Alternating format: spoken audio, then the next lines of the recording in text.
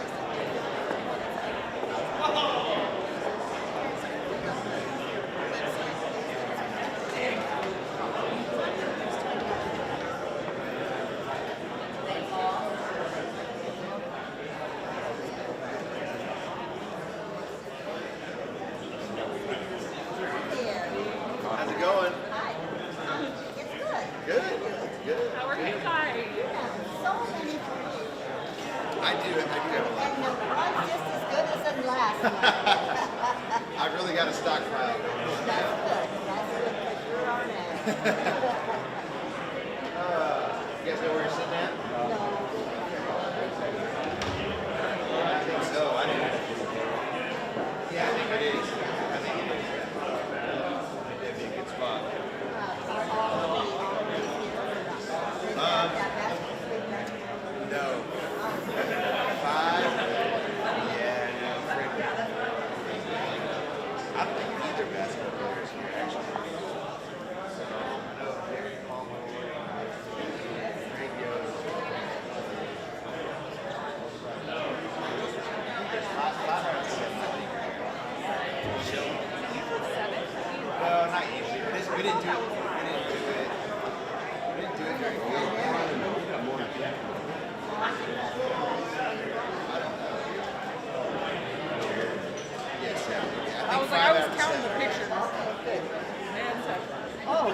Okay, oh, yeah, they got their picture.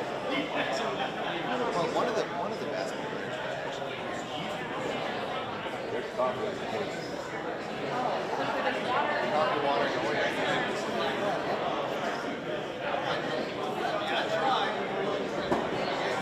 That's something.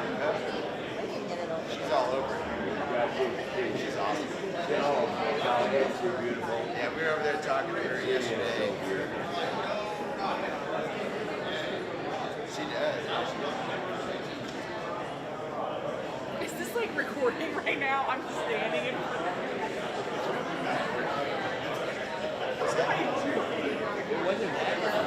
That's what Curtis was saying. He was kind of started like, I better say something to the Tiger Club.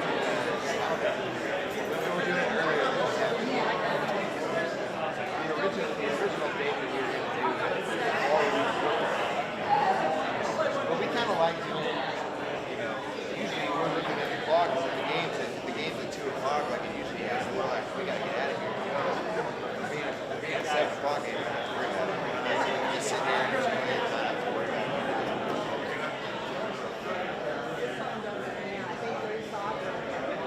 Yes. Soccer team. Yep.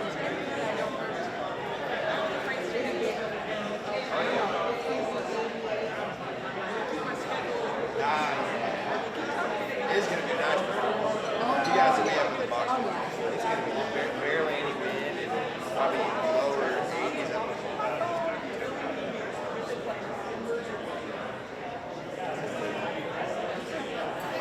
Yeah, you guys better go.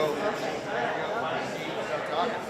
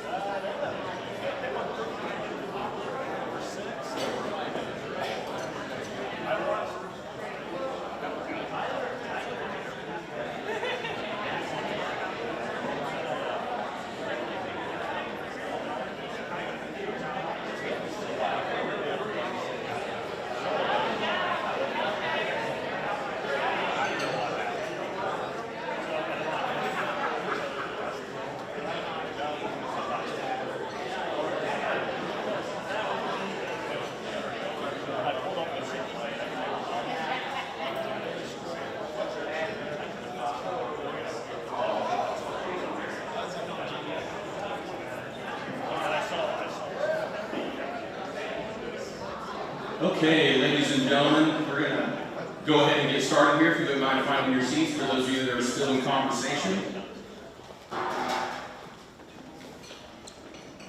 So first of all, ladies and gentlemen, welcome to Tiger Nation.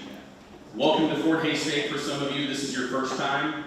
And for all of you that have been here, former students, friends, family that are former Tigers, we appreciate you coming to the 2022 Tiger Sports Hall of Fame induction ceremony.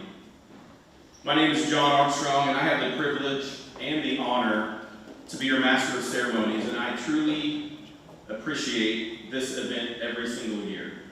As Curtis and I have discussed many times, this is probably our favorite day of the year. You're going to have some heartstrings that are tugged this morning. You're going to eat an incredible brunch, I can tell you that. I really look forward to the brunch, of course.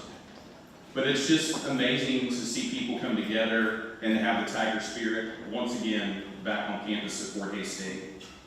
I also have the pleasure of being the director of admissions at Fort Hays State University, and it's days like this that make me love this university even more.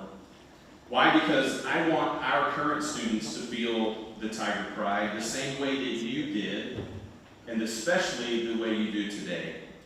This is truly a special place.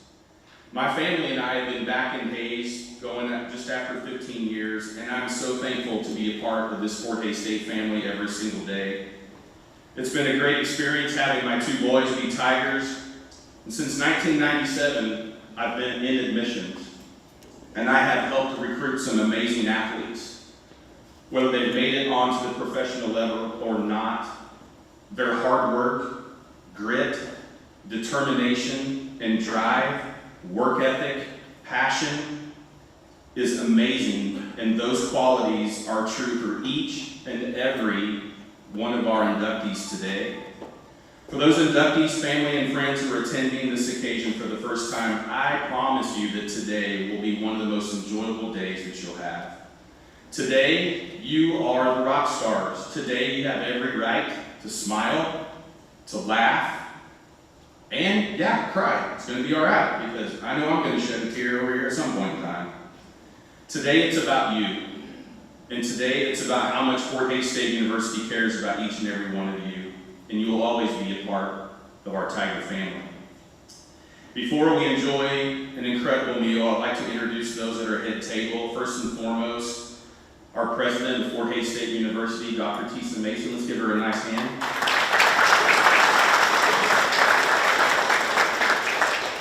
And on the outside is our Director of Athletics, Mr. Curtis Hammocky. And to the woman that keeps him straight, right? Keeps us all straight, is his wife, Annette. Let's give her a nice hand. Before we do get started, I'd like to invite Curtis up for an invocation before we eat our meal.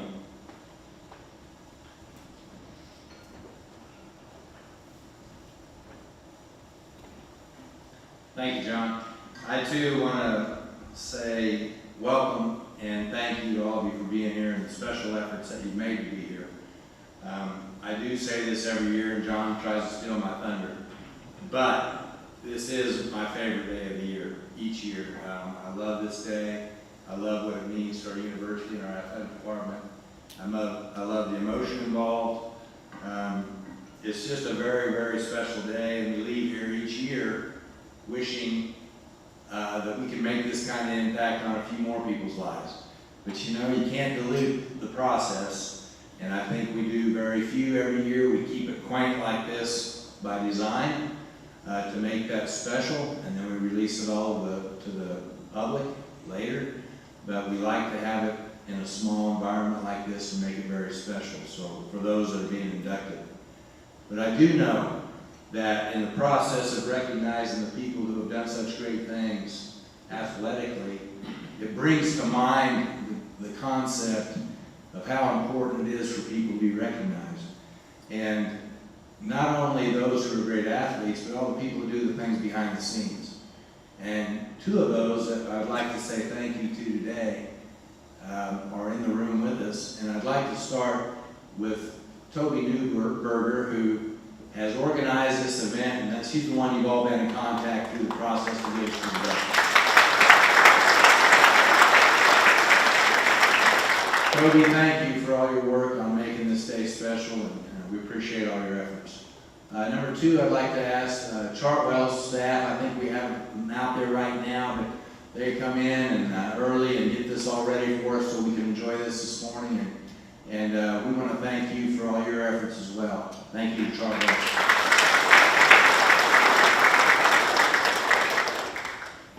I'd also like to recognize a few other people before we get rolling here.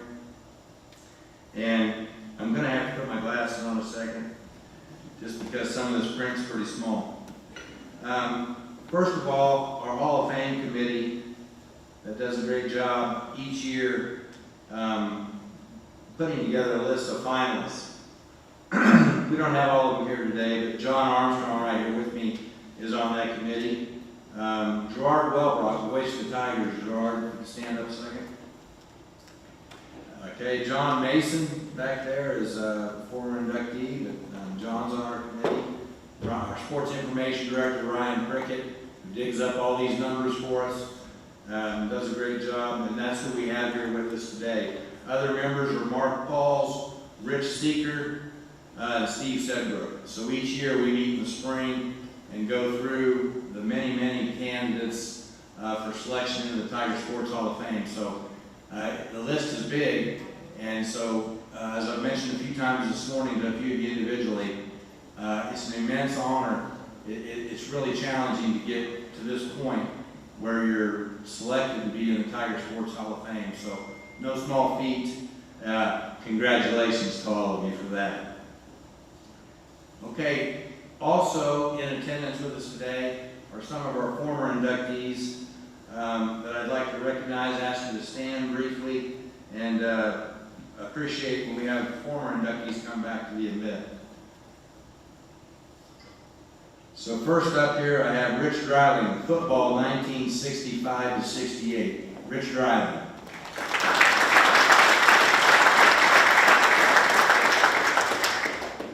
Bill Grieving, men's basketball 1967 to 69.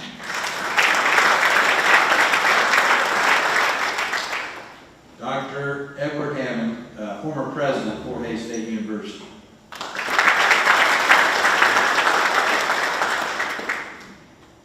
John Mason, who you just met, is one of our committee members, but one of our most decorated athletes in Fort Hays history. Cross country, track and field for John from 65 to 69, and if you're ever wandering around in the Coliseum, some of the coolest pictures upstairs, those old black and white photos hanging on the walls, that's John. I mean, what a representative of our university through the years, national champion, and accolades go on for forever. So glad John's with us today. He always gets just a little bit extra love because he did so much stuff. Bob McEnany, track and field cross country, 1976 to 78. Besides his tremendous accomplishments over the years, what I really appreciate about Bob is you see him at about every athletic event we ever have, even at home and on the road. So he's a super fan, super Tiger. Appreciate Bob being here. Legendary men's basketball coach Bill Morse, 1982 to 1991.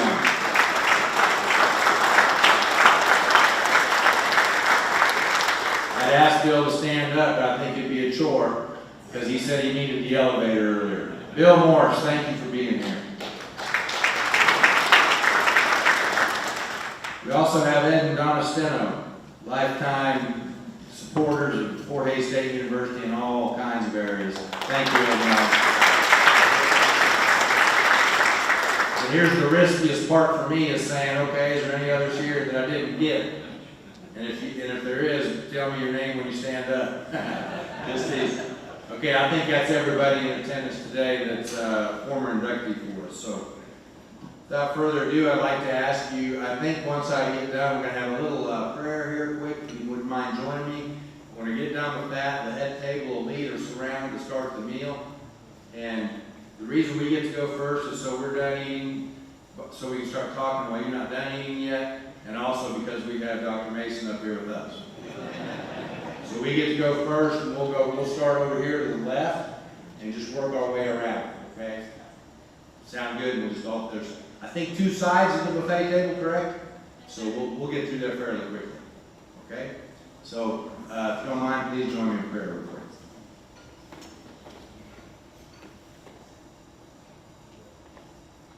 Heavenly Father, we thank you for the many, many blessings you bestowed upon each of us.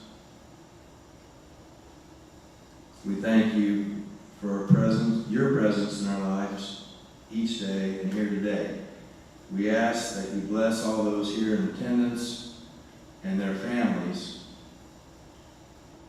and the food that we're about to receive from thy bounty, through Christ our Lord. Amen. Okay, time to attack the food, and then we'll get to the program right after that. Thanks again for being here.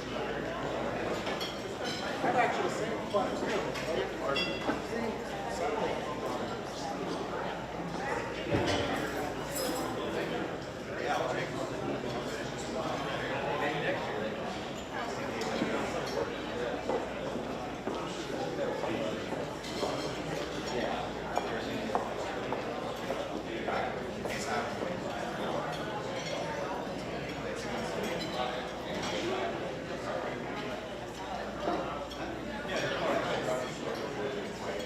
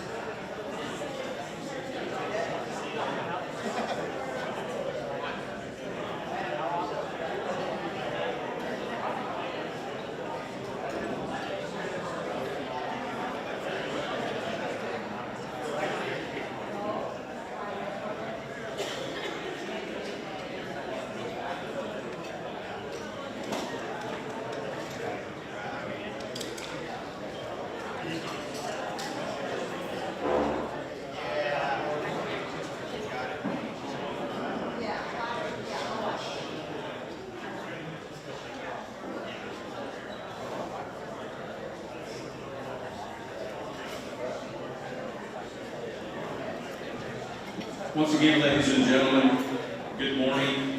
If you would please join me and let's give Chartwells an incredible round of applause.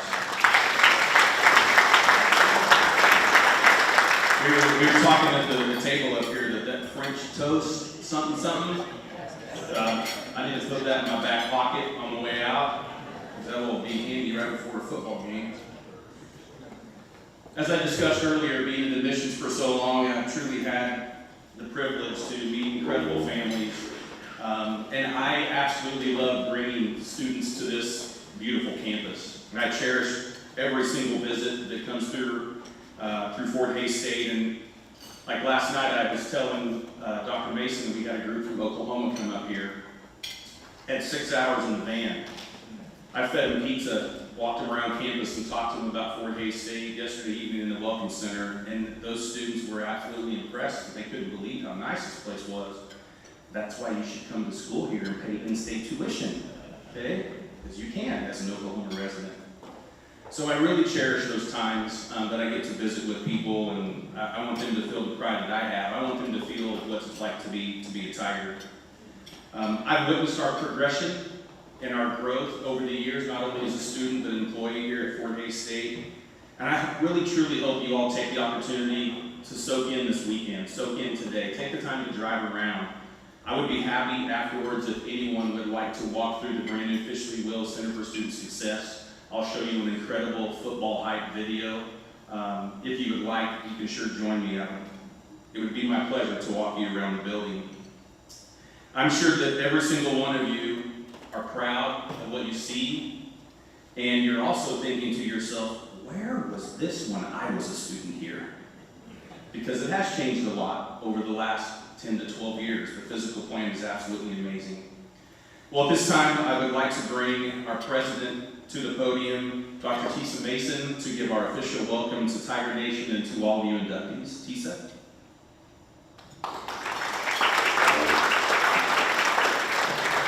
Good morning. Thank you so much for being here. And I join my colleagues with this incredible, unbridled enthusiasm for what is about to unfold. You know, strong student athletic programs is really core to who we are as an institution in higher education. When you think about it, we look to our student athletes to help us tell our incredible institutional story, by how our athletes practice and play, their character on and off the field or the court, and their incredible success in the classroom and later in the boardroom.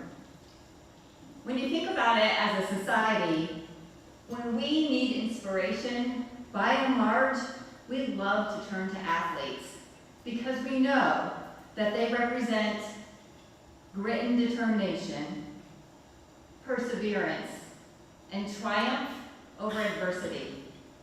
Qualities and characteristics that are so easily and really core to our beloved Fort Hays State University. And that's why I arrive here every year on the edge of my seat, eager to hear your stories of inspiration and true excellence. I want you to know that we are so very proud of each and every one of you. And finally, to the families, the friends, the mentors, and the coaches, thank you for lifting each of these athletes up. I know today is also a celebration about your love and commitment to them as well. Congratulations, everyone.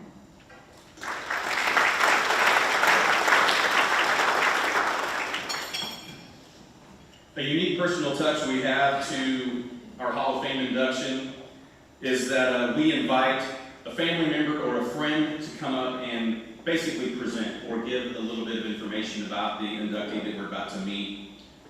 After I introduce each inductee and just talk a little bit about them, I'm going to invite that person, we call it the presenter, to come up and speak about the inductee. Once they're finished, the inductee can then make their way up to the front, and Curtis and Dr. Mason are going to meet each inductee right up at the front and take a picture, and then we'll ask the inductee to come up on stage and really tell us how it is. Okay? So, let the games begin, as we always say. Here's the part that all you're here for, and I just got goosebumps because every year is so much fun. A native of Johnson, Kansas, John Nelson was the 1973 NAIA Indoor National Champion. He was also a member of the Indoor National Runner-Up 2-mile relay team in 1973. He was a 3-time All-America performer and was a national qualifier 3 consecutive years for the NAIA Outdoor Championships from 72 to 74. He owned the Fort Hays State Outdoor 800-meter record for 45 years, from 1973 to 2018. Presenting our first inductee is John's daughter, Heidi Knight. Heidi, can you come up, please?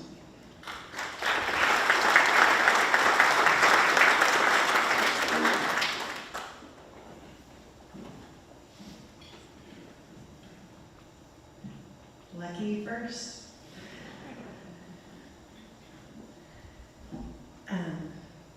It is my honor to introduce my dad, John Nelson.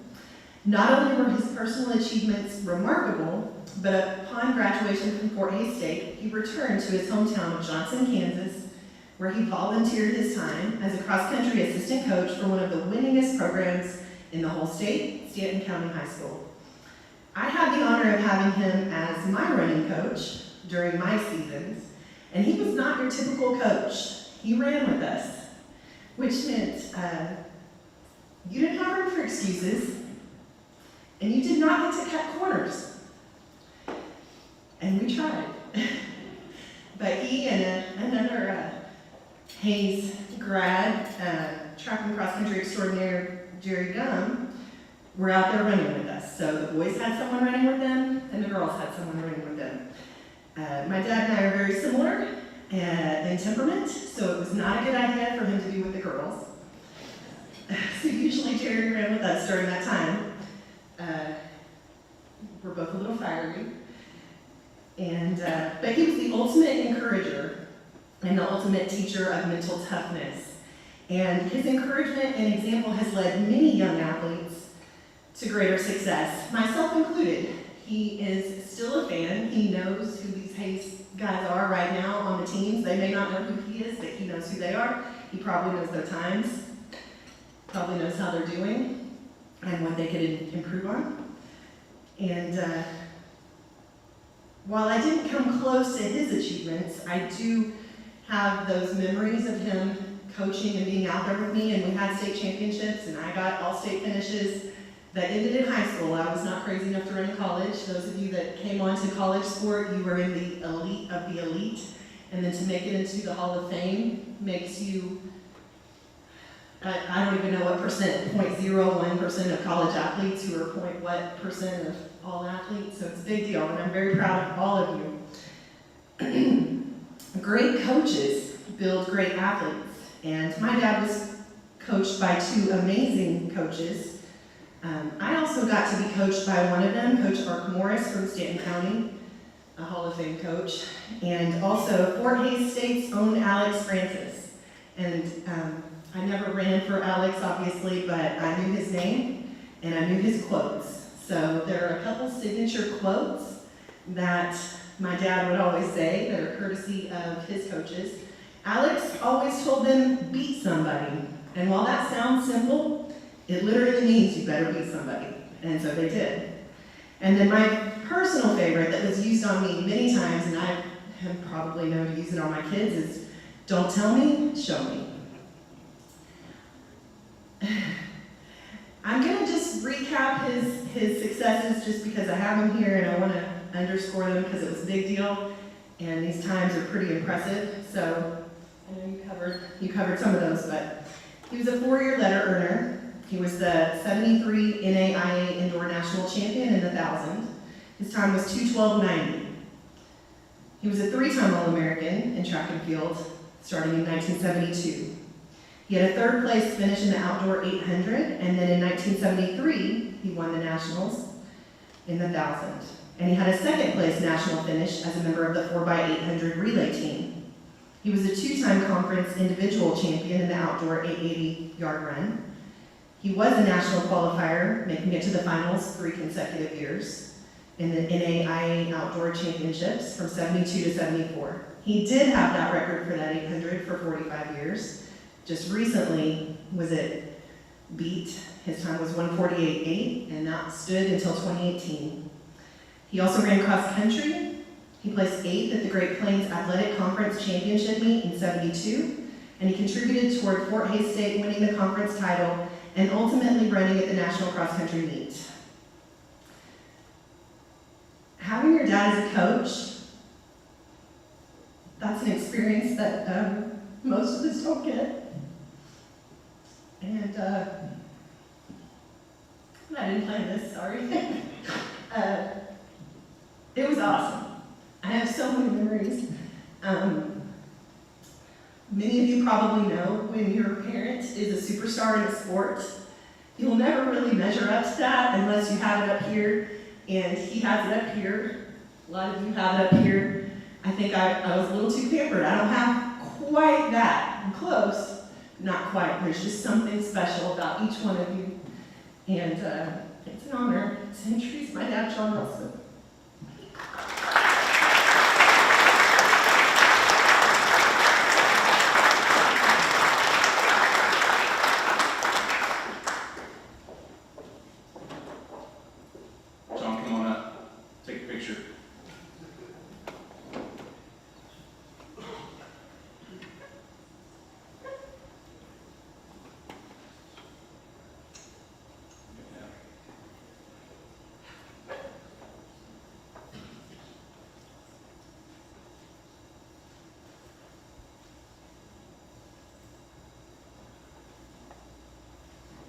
Okay, John, if you wouldn't mind coming up saying a few words.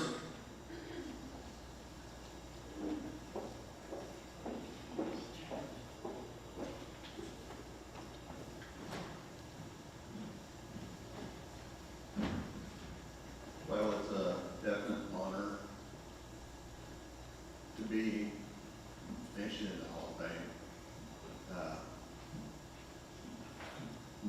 That was my goal when I came to Fort Hays. But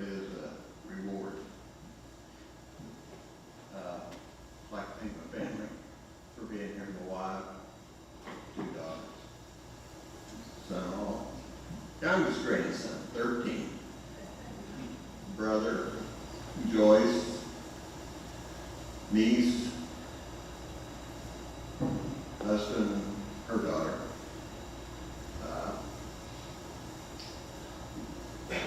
I don't know, Alex was quite a guy.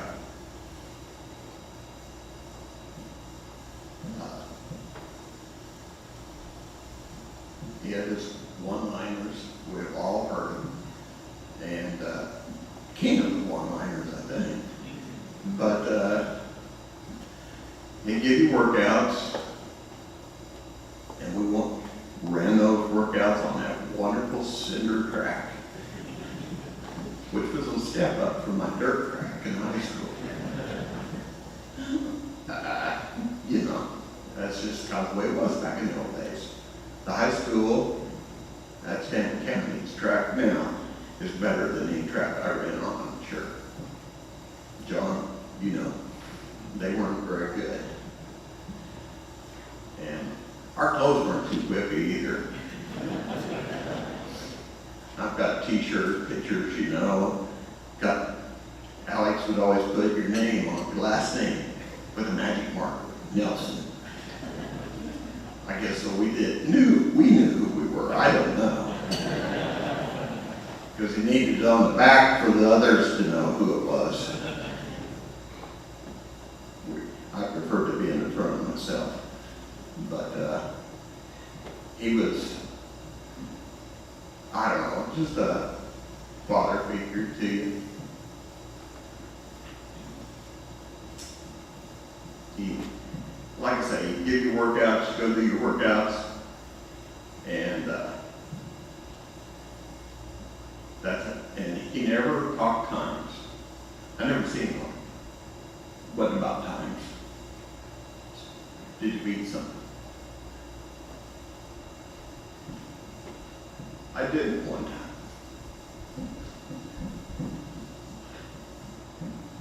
It was I think it was a 4-bay relay, and I was anchor.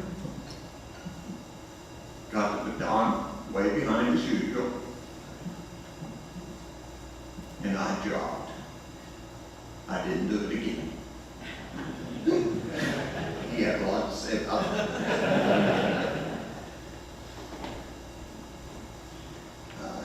You let me know that one if I was there.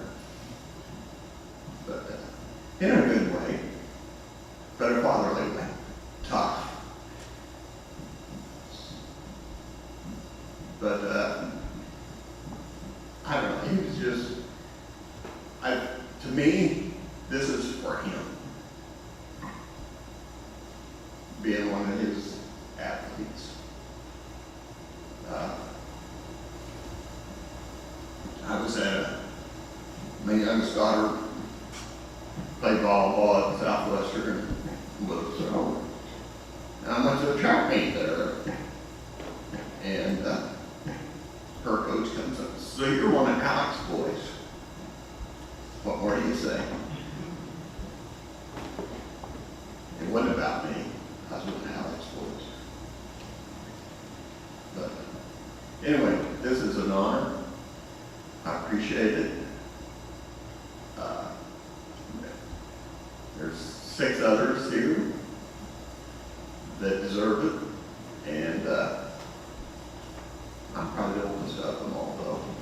But that's okay. I have 5 grandkids. Some are at home watching. I guess I have a video feed about my brother in Phoenix watching. So, son-in-law watching, granddaughters. So, everybody's able to see whether they couldn't be here or not. And like I say, I follow a lot of the current runners on Strava, and every now and then I give them a little bit of razzing. You know, they need it. I don't want to think they're too good. And Coach McCullough, let me tell you about this record that got beat in 2018. I'm still the American record holder, okay? That guy's from Ireland.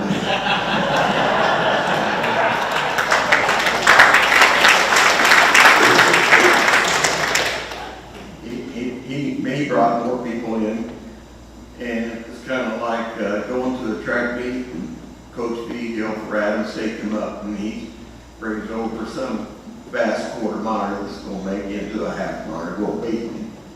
And, whatever, don't tell me, show me.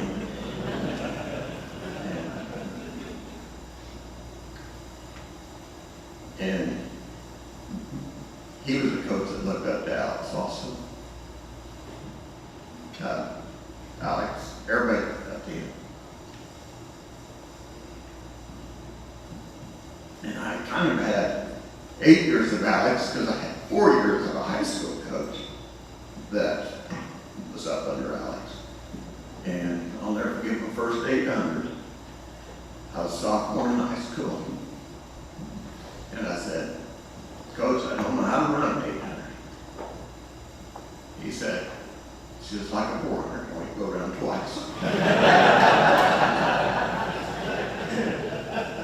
You learn how to go out fast. And then hope Reggie don't jump on your back the last 100. And anybody that's ran knows what that is. So that's about it, and I appreciate it. Thank you. The meal was great. Like I say, I'm honored. Thank you.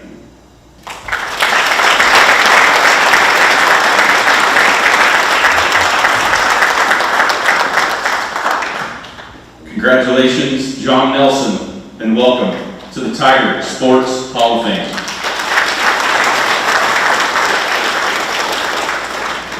A native of Macon, Georgia, Fred Campbell played basketball at Fort Hays State from 1984 to 86. He helped the Tigers to a second straight NAIA national championship as a junior. The Tigers had a record of 60-12 in Campbell's 2 years with the program. Campbell is one of 23 1,000-point scorers in the program's history. And Fred played professional basketball for 34 years. Retiring this year at the age of 60. Unfortunately, Fred's not able to join us today, but Fred prepared a letter that he sent to Toby, and I want to read it. It says, "Hi Toby, I wanted to let you know that last night in a practice game," dude's still playing basketball, right? In a practice game, "I received an injury to my quadricep. It snapped completely and is going to require surgery." This was, I think, on Wednesday, if I remember correctly, because he was planning to be here.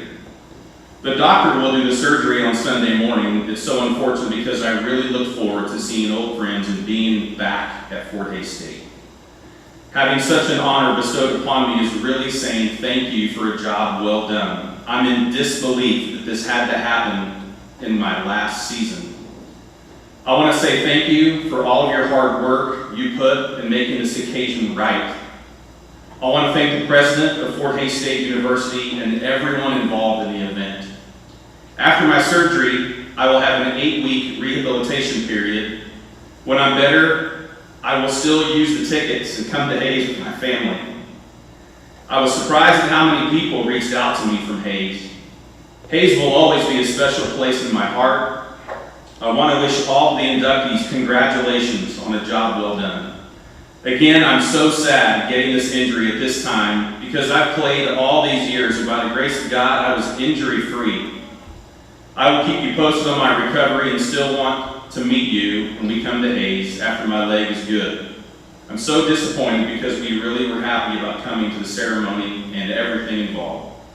I'm sad and worried about having surgery, but I got no choice. I know the surgeon very well. He's the best sports medicine surgeon in the country. Please wish me luck. And like I said, my family and I will still visit after I'm walking again." We'd like to have Coach Bill Morse, legendary Tiger basketball coach Bill Morse, come forward. He's going to say a few words. And as Bill's walking up here, let's give Fred a nice round of applause.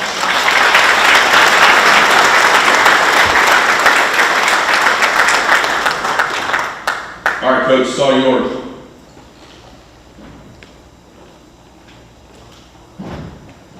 Gotcha.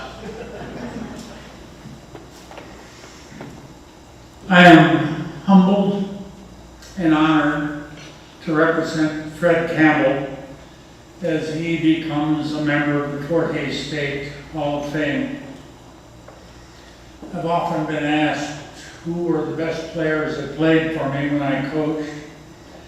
And of course, we always ran through the name Raymond Lee and Mark Harris and Nate Rollins, Ronnie Tompkins, and Edgar Eason. And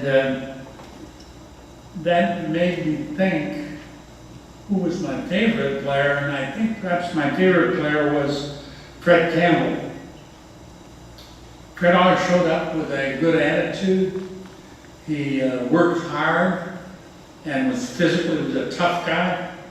And so I think perhaps he set an example for our ball club that carried over to the other players. Fred went to Macon Southwest High School, ran track, played basketball and football, and was honored in all three sports. He then went to Crowder and was named All-American. Came to Fort Hays State, and the team that he joined had just won the national title with a 35-2 record. And then his team proceeded to win it all and with a 35-3 record. After that, he went back to Georgia and was in a summer league, NBA summer league, and was spotted by scouts and offered a chance to play overseas. And then he proceeded to play in Israel, Spain, France, Italy, and then settled in Jerusalem, where he lives today. And he raised a family there. Without any more comment, I think I'm a little long-winded. Let's honor Fred Campbell for being elected into the Fort Hays Hall of Fame.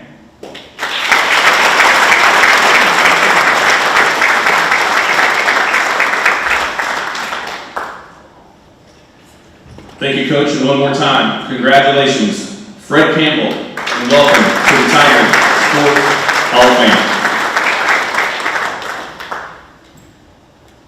A native of Baileyville, Kansas, Steve Rocksherman was the 1988 NAI Indoor National Champion of the high jump as a senior, clearing a personal best 7 feet and 1 inch. The effort still owns a share of the indoor school record today. Overall, Rocksherman was a 2-time NAIA All-American performer, and Rocksherman's national title in 1988 helped the team to a 4th place finish in the Indoor Nationals. Presenting our next inductee is Steve's son, Thomas. Thomas, you want to come forward?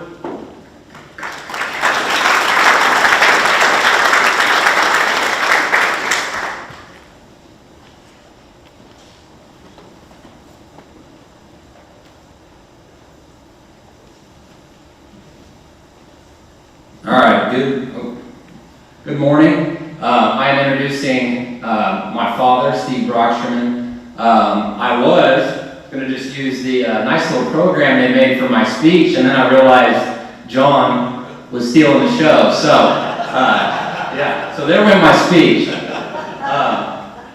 I just figured I'd do this kind of speaking from the heart, and I talked with my dad, a few weeks ago, because my mom was going to ask if my speech was ready, and so I had to at least act like some of it was put together beforehand. But no, that was a great speech earlier. I about had tears from the speech on the presentation before John. It's just such an honor to see my dad have this kind of recognition. The emotions of me don't mix, so it's just so cool to be here, and he's had a lot of adversity. I'm gonna move this up so I can stand up, but he's had a lot of adversity in his life, and it started way back in his college days. So he was telling me like a week ago, last week, about when he was at Highland Community College, because that's where he started his career. He qualified for the national championships, and I think it was the indoor national championships. And not to speak badly of Highland, but back in the day there wasn't a lot of money in the athletic budgets, And so he said that the coach talked to the Dodge City coach to go ahead and check him in for the high jump because Highland wasn't going to get there until like the day of the national championship meet. Sounds smart, right? And Dodge City had some bus troubles or something. They weren't able to make it. So he qualified for the national championship and didn't even get to compete. So, you know, that's adversity piece number one. Fast forward a couple years later, and he qualifies for the national championships as a senior. He made it also as a junior at Fort Hays, and then his senior year qualifies in Kansas City, and he had done a few jumps, and all of a sudden his jumping shoe blows a hole through it. And so he asked one of his competitors from Emporia State to use his shoe, and I don't remember if he was using just the one shoe, the jumping shoe, and then he had his regular shoe on his right foot.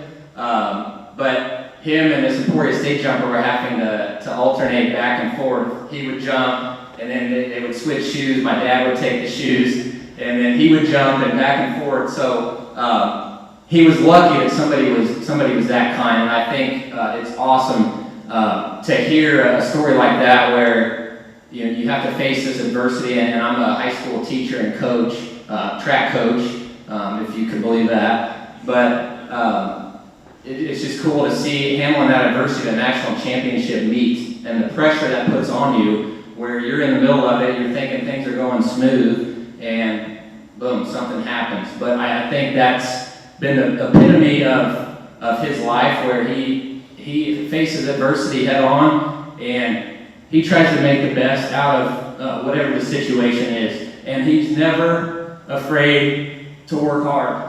And that's what we need in this world, is people that work hard regardless of the circumstances and regardless of adversity, and he never complains. And I have learned so much as I've coached more and more about the leadership skills that he has taught me throughout the years, whether it's through 4-H projects, when we were in woodworking, and whether it's dealing with good coworkers, bad coworkers. I learned about the bad coworkers with him and my oldest brother, Patrick. They didn't always see eye to eye, but they always got the projects done. We may have waited till a little bit close to the due date, just like I did with this speech, but I just learned so much. Servant leadership is him to a T. He's going to do anything for you. When he worked at Pepsi, he put an incredible amount of hours, and he was the lifeblood of that company. And it's awesome, and I'm super proud to be his son, and I hope that I can live up to the expectations that he has held us to, and the example that he has shown us, because servant leaders like him, they don't come around very often. And for me to be able to see that, and then hopefully be able to pass those skills and traits on to my future students and future athletes, I can't thank him enough, and I can't thank my mom enough for teaching me those skills. And I will forever remember all of those things, all of those moments, all those memories at those track meets. I don't know a ton about high jump because I was the one kid that he couldn't teach how to get over the bar without sitting over it. I could never get the arch figured out. So he has helped me as a coach. I was coaching a girl on the side from another school this past year, and I would share him videos and just ask for his advice. He helped coach my Uncle Ed, who was an Olympian in 1996. So there's just numerous examples of his leadership and his willingness to just help people out. He's never got a lot of recognition, and when I heard this, and special thanks to Mike Philly for helping get this put together, because he had messaged me a few years ago about some information that he could put together for Dad, and it's awesome that he finally gets recognized for all of his hard work, because it is just servant leaders. Sometimes they don't stand out, but they hold everything together. So if I have one piece of advice, anybody that's in any type of leadership role, just serve your people, love them, And that's going to go a long, long ways as far as just setting the tone for your company and just showing people the way of how things need to be done. So, special thanks and congratulations to my dad, Steve Rocksherman.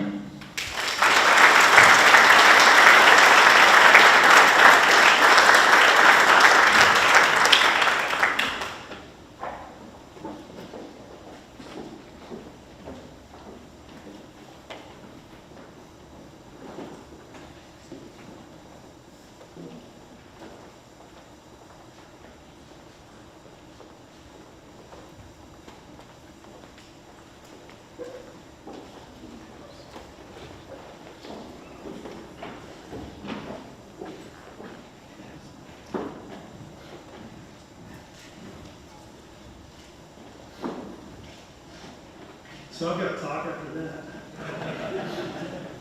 I would like to thank the university for this honor and Mike Billy for advocating for me to be in the Fort Hays State Hall of Fame. I would also like to thank Coach Fisher, Coach Crow, for allowing me to be on the track team. Thank you to my family, friends who are here. Thomas for the introduction. I'm not near the public speaker that Thomas is, so bear with me.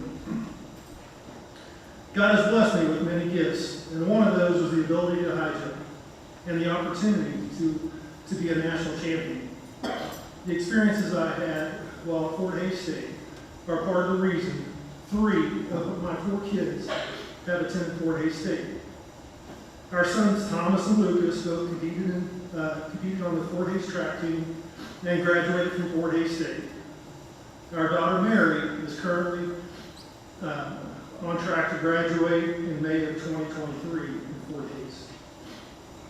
I've told my family stories competing on asphalt, kind of like John was saying, grass, rubber, wood, all kinds of jumping surfaces, all kinds of surfaces out there that you are on. All of our kids have high jumped at one point or another, and I enjoyed being able to help them. They would complain about how it hurt to land on a round fiberglass high jump bar.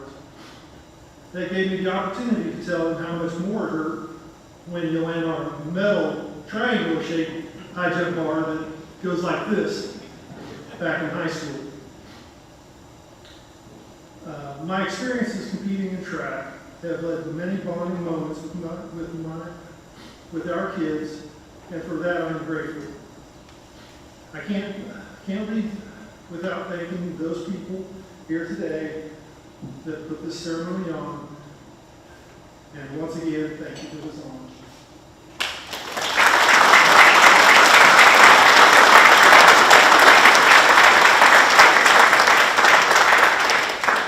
Congratulations, Steve Rocksherman, and welcome to the Tiger Sports Hall of Fame.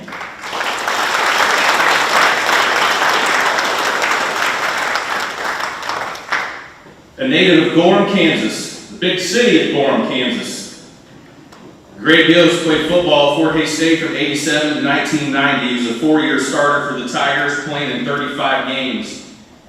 He played in only 3 games his sophomore year after suffering a season-ending injury. In 1990, as a senior, he produced a staggering 97 tackles, 9 sacks, 17 of them for loss, and led the team in pass breakups with 12. From his defensive tackle position, that is, to earn an All-American, first-team All-American. Yost set career records for both sacks and tackles for loss at Fort Hays State. Presenting for Greg Yost, former Tiger and friend, Brad Miller. Brad, come forward.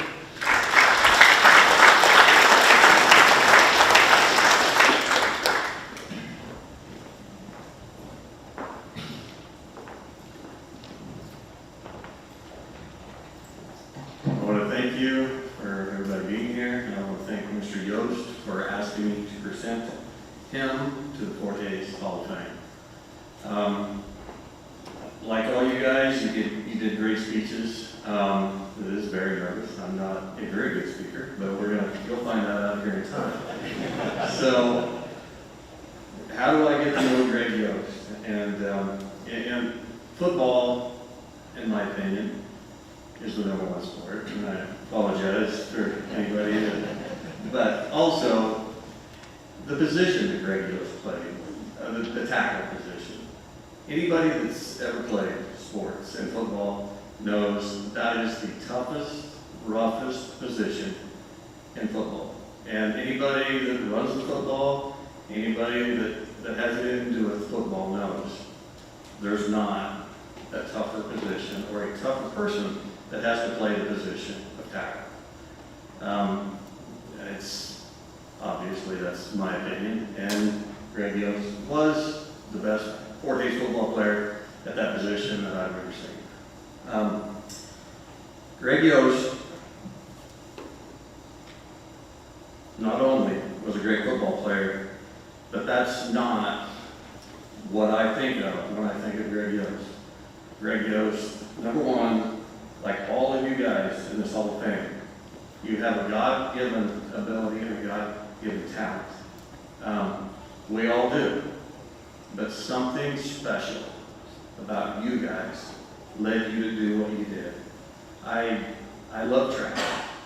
I can't imagine the speed, the ability that it took for you to set a record that long.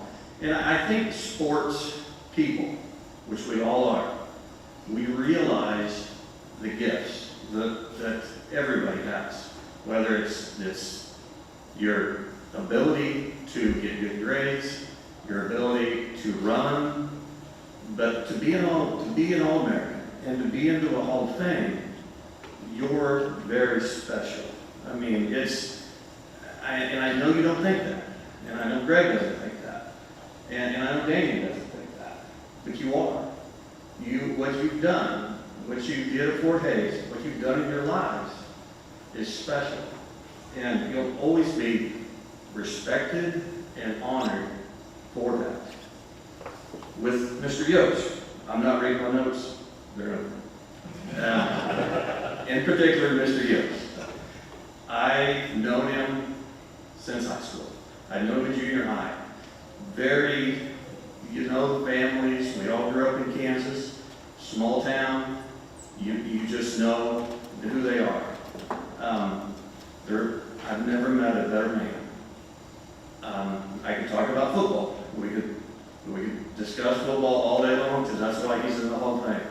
That's not what makes him great. And that's not what makes you great.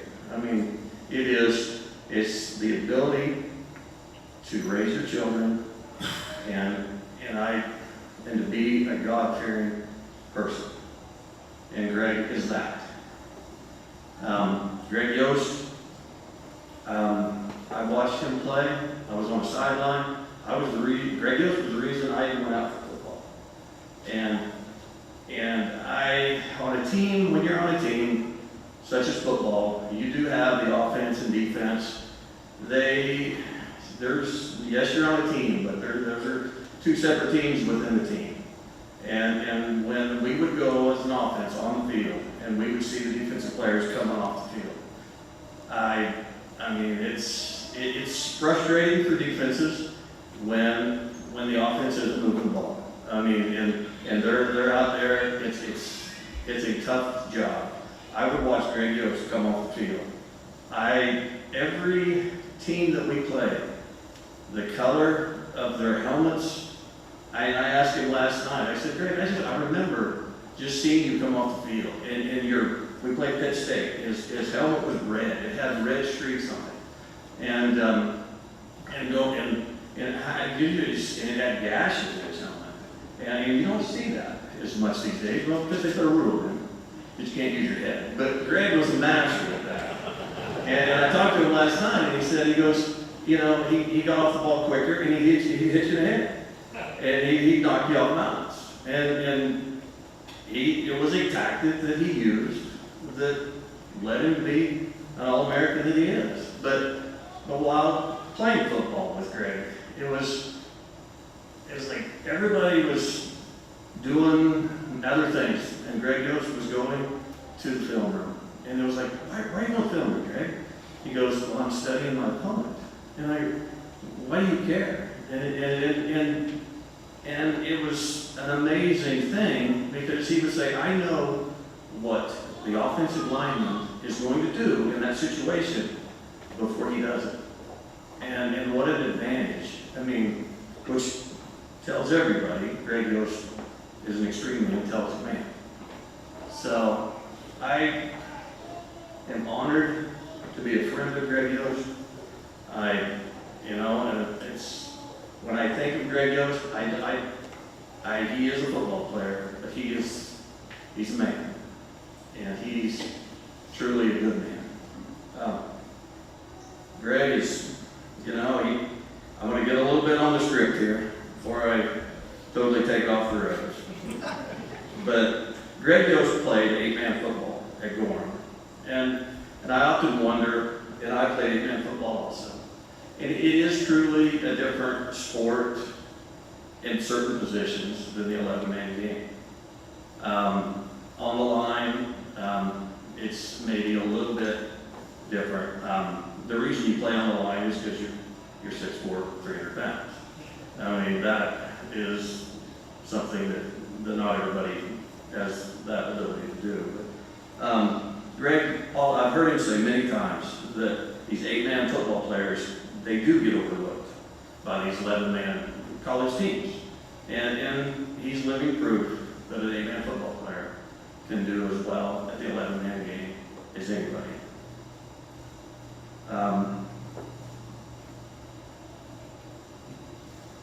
Greg Yost, in my opinion, Greg Yost was a Division I athlete at the NAIA level, but so are all you guys. I mean, that's why you're in the Hall of Fame, because you came to Fort Hays. You could have went anywhere, but you chose Fort Hays State, and that tells us everything there is to know about you guys. I once saw Greg decide that he was going to join the intramurals, going to go wrestle for intramurals. And I didn't know Greg. They didn't have wrestling anymore. I go, well, what would Greg know about wrestling? So I went there just to see. I knew how tough he was. I had to go see that. And I don't know who Greg was wrestling, but that poor guy he got beat up pretty bad. And I asked Greg, where did you learn how to wrestle? And he said, well, he went to grade school at Osborne. And he wrestled in junior high. And there's no doubt that Greg Yost, if he decided he was going to wrestle at Fort Hays, we'd be here. I wouldn't be talking about him because I know nothing about wrestling. But somebody would be introducing him as a wrestler. I don't think basketball, even though Fort Hays come to watch him play basketball, but I think they were recruiting as an athlete for football, knowing that any great basketball player, any basketball player would be a great football player in a certain position.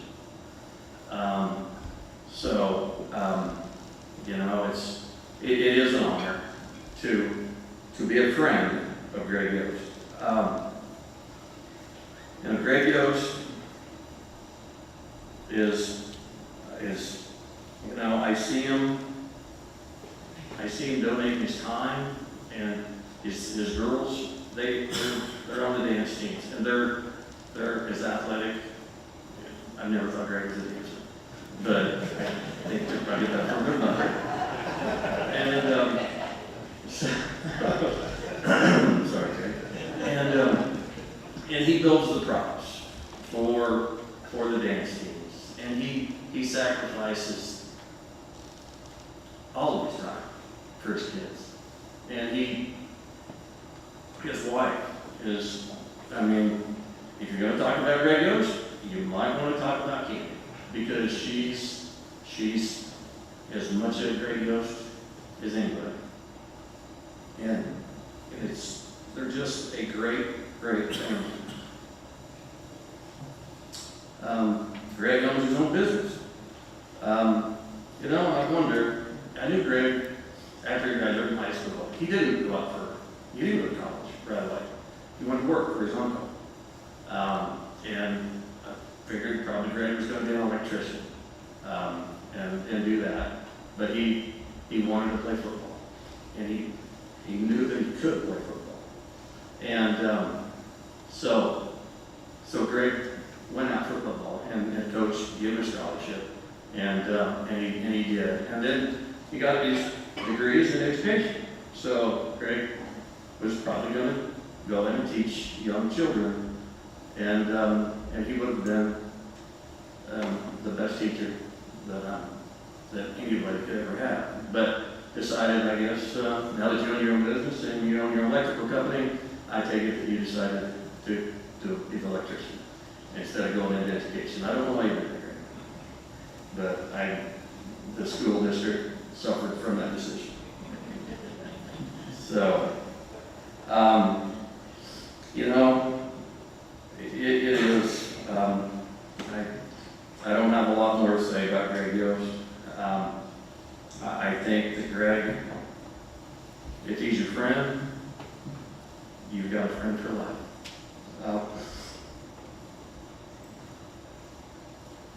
I do respect the man because Greg Yost, he's a man, and he will always be there for his family. So it is an honor to introduce Greg Yost into the 4 Days Hall of Fame.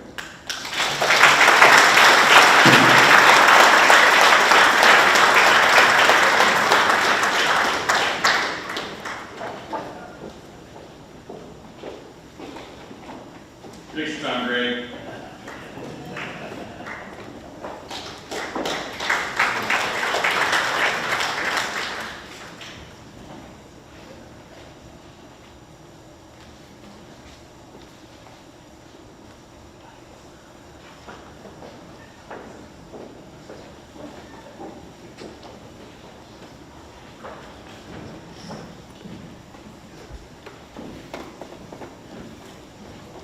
Thanks, Brad. Didn't want to follow up something like that, but appreciate it. I'll tell you what, it's nervous up here, so bear with me a little bit. Isn't it crazy how an athlete can go out on the field in front of 10,000 people and play your heart out and don't look at one person, you get up here and you're just nervous that here I am, I guess. Anyway, thanks, Brad. And I need to thank all the 4 Days people who considered me and nominated me for this. I appreciate it. It's quite an honor. I'm very honored to be up here. I guess, first of all, I'd like to also reiterate a little bit about the coaches that I was involved with.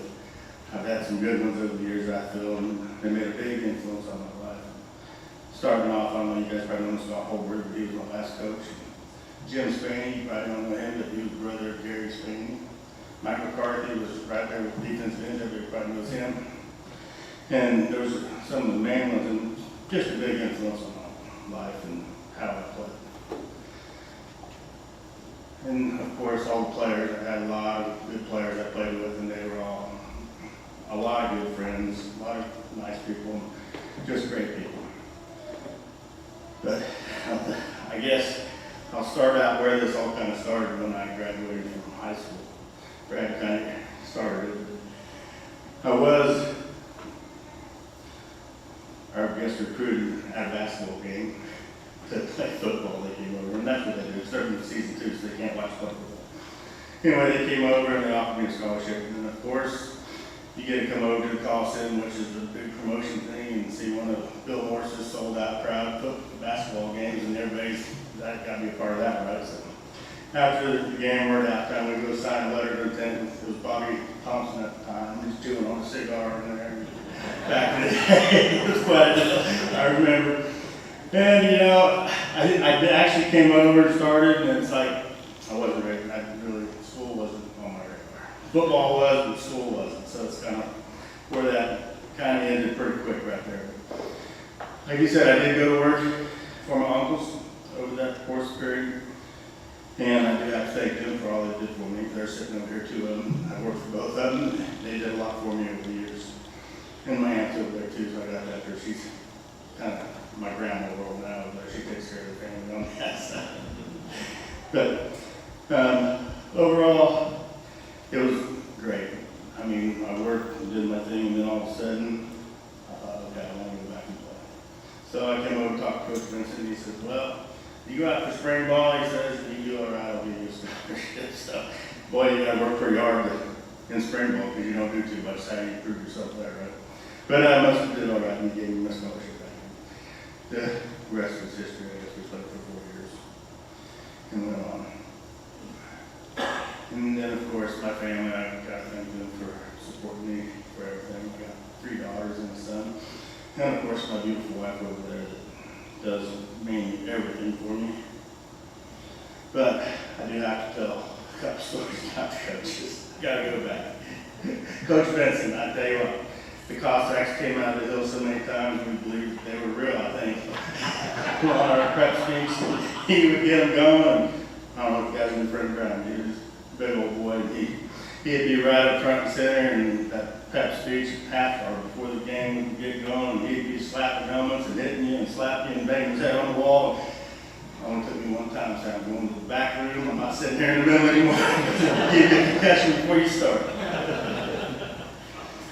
So that was Coach Bennett. Then we had Coach Cortez. He's 1 year, my senior year.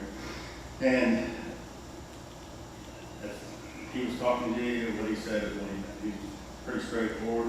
I thought he kind of had the right sense of humor, so you had to really listen because you didn't know if he was making fun of you or helping you out. But I can remember the day they introduced him. This is one of the biggest things I remember. Here he comes. Well, all the football players in spring sitting in a big classroom over there. And here comes a few coaches and Coach Cortez, and he's in his cap and gown like he's going to graduate his master's degree and all this, all the tassels and everything you put on. And we have, I don't know, the athletic directors and the deans and teachers, and about 20 of them behind him. So we have probably 25, 30 people in the room with him. He's up there giving this speech about how important it is to be going to class, getting an education, keeping back your future, being a good person, and he goes on and on, like, you know, it's just real important. And then 20 minutes later, a few of the deans leave and they're gone. All of a sudden, he carries on a little longer about just, you guys got to be good, you got to go to class, you can't sit around. More the deans leave. 20 minutes later, he's still going on about the same thing. All of a sudden, they're all gone. There's a few coaches and the players in the room. He says, shut the door. He takes his cap and gown off, sets the hat. He says, I'm one of the seniors up here, so we're up here close, of course. Now, I don't know if it was first or second, but one of them he points to me and says, why are you here? And I said, well, to get an education. Learn how to get a job, right? Something like that. And all of a sudden, he grabs his ass, bullshit, he goes on the ground. He said, you're here to play football. Good song right there.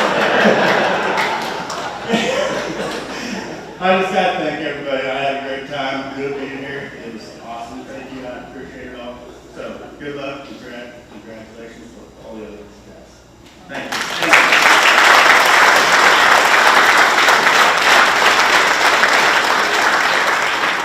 Congratulations, Great Ghost, and welcome to the Tiger Sports Hall of Fame.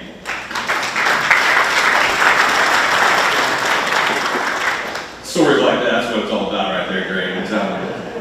That's what I love about it. And I could feel a little more. I know a lot of stories that would come out with Brad and Greg that we'll another day, right? A native of Chicago, Illinois, Damian Evans played 2 seasons at Fort Hays State from 1990 to 1992. He was an NAIA All-America selection as a junior and an All-RMAC first-team selection each of the seasons as a Tiger. Evans scored 1,085 points in his career, one of 23 1,000-point scorers in Fort Hays history, and his 19 points a game scoring average tied 5th for 5th best in school history. He is one of only 7 players in the program's history to score at least 1,000 points in just a 2-year career at Fort Hays State. Presenting our next inductee is his mother, Frida Evans. Frida, will you come up, please?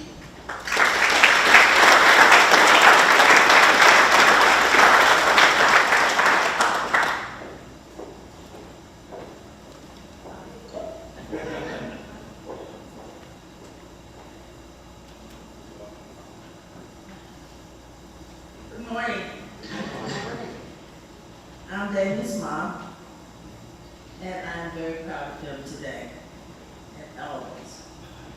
First of all, I would like to give thanks to Almighty God who has allowed us all to be here together on this auspicious occasion.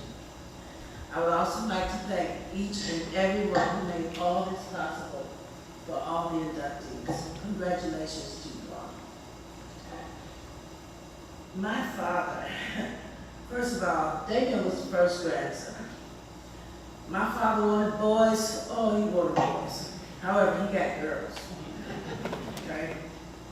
My father, when Damian, he couldn't even walk yet. He would be in his walker, and the walker had a little tray. My father went out and bought a bag of balls, a variety of balls, and would place them on the tray. Each time, Damian would pick the basketball and the baseball. He would throw them everywhere. Throw them at my dad, throw them at the windows, everything. Now, we were all #1 fans of Damian. His brother, his grandparents, all of us. His aunt, cousins, he has a slew of friends. Damian always had a natural talent for sports. I think he was born with it. I remember when he would be in his walker, and my dad would say, throw the ball. They would just throw it. And during Damian's grammar school years, he excelled in baseball, playing on the Jackie Robinson League, holding several positions, including pitcher and cleanup man at bat. In basketball, I remember when we were relocating, the basketball coach came to me and begged me, don't take him out of school, please. He's 98% of my basketball team. So that coach wanted Damian to live with him, and I pick him up on the weekends. But I thought Damian was a little too young for that. That wasn't going to happen. Eventually, one of Damian's coaches told him that he had to make the decision. Well, we all know which one he made. It was basketball. The coach said, baseball or basketball, man? And he said, okay, basketball. In high school, Damian was awarded a scholarship from the alumni of St. Leo. They wanted him for the basketball team. He was the only freshman that played frosh-off and varsity. Therefore, he was playing back-to-back games, thus making him a better and stronger player. During all of Damian's basketball years, my mother kept a scrapbook. She somehow got news clippings of his college games. We would ask her how she got the clippings, and she would say in her little voice, oh, that's my business. If my mother was alive today, she would be here taking pictures for that scrapbook. Today, Damian teaches young people in the fundamentals of basketball. He gets a big kick out of teaching the young ones. Our family and friends are so proud of Damian. He has achieved many heights, and with this achievement, he will shine even brighter. So without further ado, I present to you your choice for the Hall of Fame, my son, Damian Evans.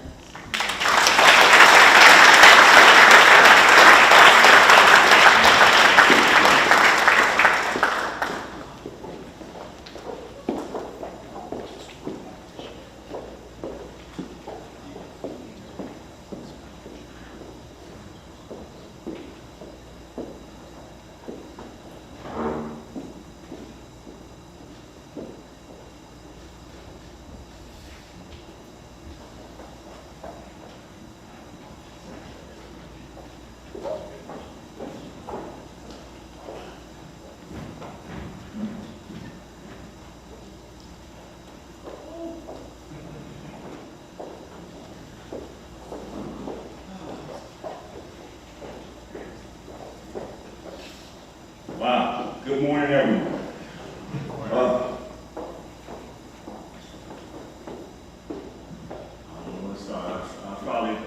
I'm not the oldest, but I probably drove the furthest to get here today. Okay? So I'm probably going to be a little long, I'm not sure. I don't know. Because I got a lot of people to thank. I really do. I really do. First of all, I'd like to say to give thanks to God and Lord above, because without Him, none of this would be possible. None of this. So thank you, God. Thank you, God. Here from the south side of Chicago. Made it big, way out here in rural Kansas. Thank you. Thank you for that. Committee, thank you. Thank you very much. This was far from my plan. I love the game of basketball. I love what it teaches, and I love playing the game, and I love the teammate, the camaraderie that you get from it. I use basketball, a lot of basketball skills you learn in life. You know, you set a goal.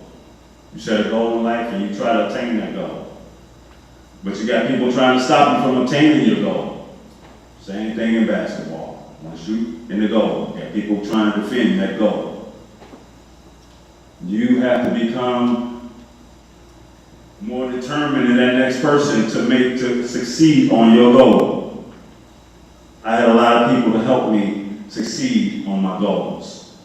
Some of them are here tonight or today. See a lot of familiar faces. A lot of familiar faces brings back some great memories. Like I said, I came from Chicago, big city. Had plenty of opportunities, other colleges, universities. Came here. It was family. Like my family, we are very tight. They welcomed me. Fort Hays State University welcomed me like I was family. I'll never forget that. Never forget it. I knew then I was coming here. I was coming, and I knew you guys had a good, great coach, Morse, great, awesome legend. I knew what I was getting into. I knew I was coming to a winning team. A lot of tradition, a lot of winning tradition. What I was used to in Chicago. Like many athletes here, enshrined into the Fort Hays State Sports Hall of Fame, I am proud and I'm honored, and it's a privilege for me to be here today. So thank you again. I got a long line of people I'd like to thank that helped me along the way. Like I said earlier, my family. People in my family that could not be here today. My auntie, my cousin Corey, my brother Ray. My fiance is here today. Thank you. All of my support system is here today. My mom, who has always been by my side, that's my best friend from day one. Some college coaches I talked about earlier. Coach Morse, he's here today. That man, from day one, he told me, here's the ball, go put the ball in the basket. After that, I was like, oh, that's the call. I need it simple, no problem. Go to school, put the ball in the basket, not a problem. I can do that for you, no problem. I had some really good coaches, championship coaches, legendary coaches.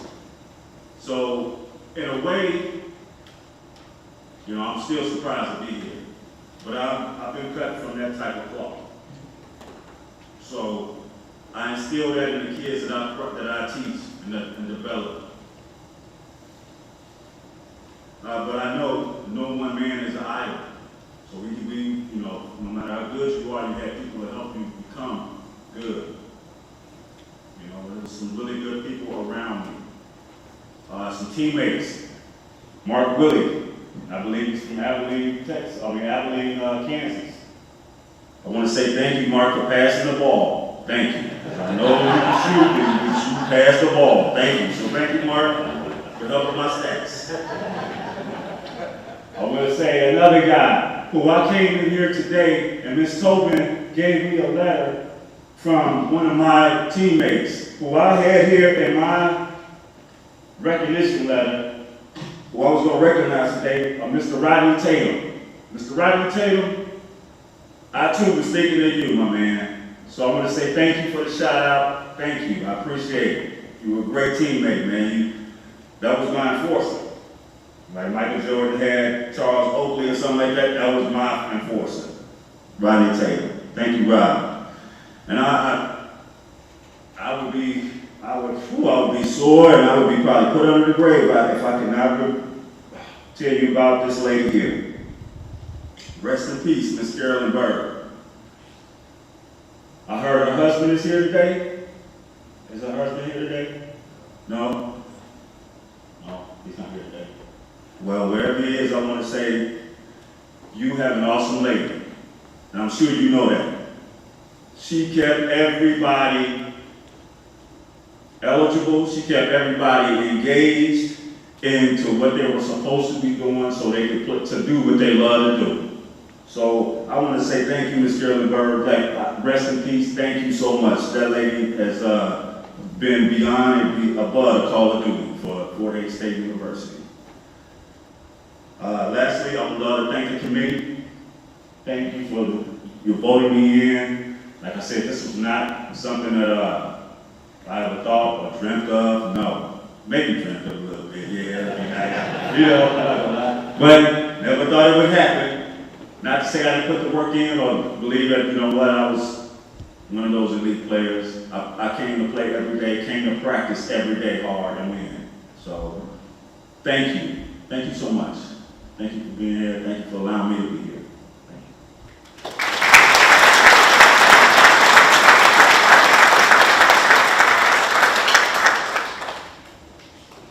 Congratulations, Damian Evans, and welcome to the Tiger Sports Hall of Fame. We're about here at the same time, year-wise, when I was a student here, and I want to say hi to Rodney Taylor too, because I know Rodney. A native of Topeka, Kansas, Derek Pomroy was a member of the Tiger baseball team for 2 years, 92 to 93. He was an all-RMAC, all-district selection 92 as a junior. He carried a 27-game hitting streak over into his senior year, went on to break the NCAA Division II hit streak record by hitting safely in 34 consecutive games. Pomroy set the school record for a career batting average at .405 in 93. I'm going to tell a quick story. Derek doesn't remember this. I graduated from 1990 at Liberal High School and I hadn't thrown a baseball in 2 years. Coach Stamaki recruited me out of high school and I ended up going to college, so I transferred here in the fall of 92. Now we're at a fall game. Coach comes out in the outfield. He goes, "Man, you guys were awesome today. It's so great to be back." He looks over and he says, "John Armstrong." I said, "Hey, Coach, how are you?" He goes, "Aren't you throwing still?" I said, "Coach, I picked up the ball in 2 years." He goes, "Come throw. You'd be surprised. You got it." So I go through a bullpen where the guys are hitting on the field, and Pomroy was batting, and I was like, I don't think I could strike out that dude right there, because it sounds different, right, off the bat. So I'm walking, and I'm intimidated right in the bullpen, and I'm walking around trying to pitch, and needless to say, I lasted a month, all right?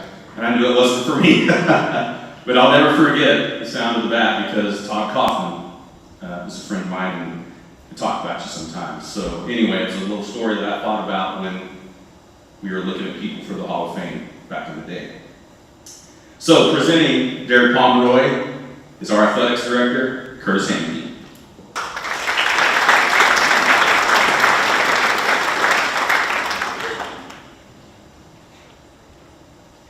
It's kind of cool once in a while to get the chance to do double duty here as an athletic director here and a former baseball coach. So today is one of those occasions where I get to celebrate a special inductee. Back in the early 90s, 90, 91, we had a struggling baseball program. I think it was 16 and 62. In spring of 92, Derek Pomroy, along with a couple of other yahoos in the room here, came to Fort Hays with the promise that it was going to turn that thing around, despite the other opportunities that they had. So by 1995, that baseball team was conference champions. But that's a tribute to these young men that are in your room today. I assume Derek will reach out to them, but I can't take that chance I need to introduce Lance Henderson, if you stand. Devin Mull, if you stand.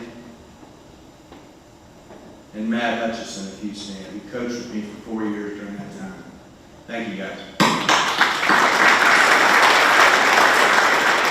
Derek, I didn't want to steal your thunder, but I couldn't take the chance you didn't allude to those three that were all part of that era of time and making things special. So I want to work a little bit backwards here because you all see the statistics here. And I think in the baseball world, when we look at things like this, everybody knows about stats and that type of thing. But so you can't help but wonder once in a while what makes this one guy special.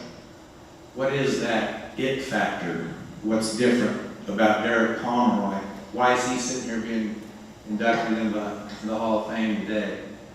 And I thought about that a while, but I've always known it. I've always known what it was, and it's his eyesight. Uncanny plate discipline that I've never seen on any other hitter in my life. Derek had great vision. As a former pitcher myself, sometimes you get a hitter into a position where you're going to strike them out, right? And you throw this nasty little breaking ball that's going to break out of the zone, and most of your undisciplined hitters like Lance Henderson are going to swing at that thing. All right, they're going to chase that thing all day long. But Derek Pomroy, hard to describe, Matt Hutchison could vouch for this, didn't even flinch. And it's very discouraging as a pitcher on the mound to watch a hitter not even flinch at your best attempt to strike him out. So, while all these numbers here before you are talking about his batting average, I wanted to come backwards to that because an astounding figure here is that I looked up in his 2 years at Fort Hays. He struck out, I think, 29 times in over 400 plate appearances, which if I know that's not common stats for most people to comprehend, that's staggering. That's staggering. Now that can be a leadoff hitter, but when you're our power hitter, that's unheard of. You don't see people with 600 and some slugging percentages strike out that unfrequently, okay? So it's incredible, his plate discipline, his eyesight, okay? So now that leads into this gap-to-gap type hitter he was, which was incredible. And there's a lot of stories about Derek.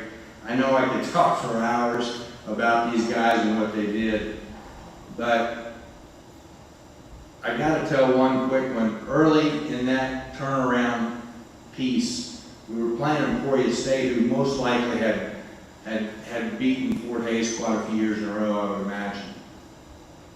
And that particular day at Larks Park, Derek Pomroy launches, I'm going to say, a 2-run home run. We beat him. We beat Emporia, swept them that day. Their coach was furious. Okay, the normal protocol after a game is the coaches meet at home plate, shake hands, and go your separate ways. Their coach did not show up at home plate. Stayed over in his dugout. He was very upset. And so I decided to take it a step further and just go on over to his dugout to find out what the problem was.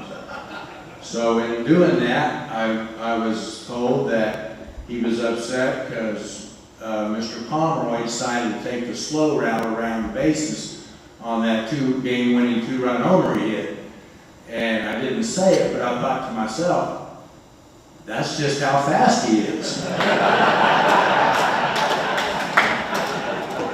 So consequently, you see, Derek didn't beat out a lot of infield hits, right? So when you see these numbers of a .432 batting average, those are base hits. Those are strokes, those are doubles, lots and lots of doubles. Just an absolute great hitter. So I did catch wind of all these records that are mentioned here. All region, all NCAA, first team all region, all conference at Barton County. I did get to coaching 2 years at Barton County as well. So I had him actually for 4 years, amazingly. What a treat for me. But it was a lot of good times. His dad, Dennis, was laughing, but we had a lot of good years. Dennis had a lot of sunflower seeds. A lot of good times over those deals. But every possible accolade you could come up with for a player is listed there. Throughout his community college career and then here at Fort Hays as well, in helping us turn this program back to a great program that it became after that for a long, long time. So, I guess I should say there's one other record that I did hear that he held that has not been verified. You know, these other are verified and they're magical, but I do think legend has it that he also led the nation in orders for Taco Shop. That's not been verified. All the numbers aside, I just want to say at the end here that I'm thankful for having the opportunity to coach Derek for that time.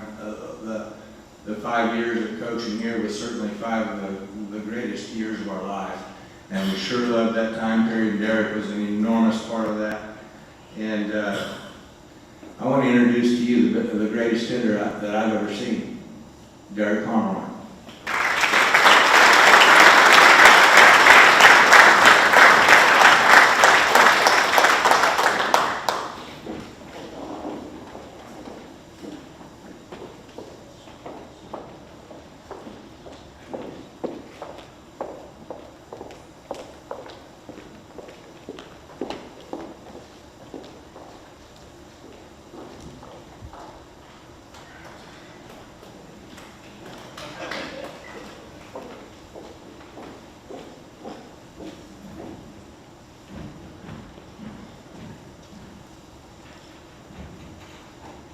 Well, I wish I still had the vision that Curtis talked about. I think that's the thing that has gone first. But thank you to Curtis for that introduction, and thank you to the Hall of Fame committee. This is truly an honor and a recognition that I'm truly grateful for. I want to thank all my family and friends for being here today. None of this is possible without them, so just thank you for being here. Thank you for all the support over the years. Thank you to my wife and Angela for being here. It's an honor to be in front of you today. I got to take time, you know, and congratulations to the other inductees as well. I think you don't get up here unless you have Hall of Fame people in your life, and I definitely have those along the way that helped guide me to my successes, and I definitely want to take my time up here today to acknowledge those people. I'm going to start with my mom and dad, Dennis and Nancy Pomroy. They were young when they had me. My mom was 16, my dad was 18 when I was born, and it was a different time, you know. Dennis may be in jail, but my brother Jason was born 4 years later, and off the Pomroys went. I just can't thank them enough for, you know, being that young, being back in the 70s, just the amount of sacrifices they had to make in their early adult lives to give my brother and I the opportunities that they gave us. We had a fantastic childhood, and I'm just very thankful for all those days. A lot of those days were spent playing sports, baseball specifically, and we traveled all around the country. We didn't take vacations. We had one vacation in our time, in our childhood. The rest of the time was spent baseball field, traveling around the country and seeing cities that way. So just thank you, and I love you guys so much for all your love and support over the years. I also have to thank the 4 coaches that played a huge role in my life, kind of the pillars to my baseball success, I would say. The first one's Rick Henderson. Rick's oldest son is Lance, who is here today. He was my teammate from the time I was 9 all the way through my time here at Fort Hays. But Rick was my youth coach. He coached me from 9 through high school, and I know for a fact I wouldn't have the opportunity to play college baseball if it wasn't for Rick Henderson. I was in high school. We didn't have high school baseball at Speed West High School, and so I would have to meet up with the guys after their seasons concluded, and we'd go off and play summer baseball. And heading into my senior summer, the rest of the guys on my team had already committed to universities. We had a couple guys that got drafted, and everybody was kind of set. And I hadn't had the opportunity to really get in front of any coaches at that point. And Lance had committed to Barton County Community College where Coach Stamaki was an assistant and Mike Warren was the head coach. And Rick reached out to Mike and said, hey, I got a guy you might like. Why don't you come up to Topeka and check him out? And early in that summer of my senior year, Coach Warren showed up at Old Rick Lewis Park in Topeka. And the thing that Rick failed to mention to me before Coach Warren showed up that day was, you probably can't tell this by my build, but I was built to be a catcher. And that's what I was growing up. I was a catcher. And all those years playing for Rick Henderson, I probably caught 95% of our games. Maybe we would play third base occasionally or pitch or play left or right field, but not very often. I was behind the plate.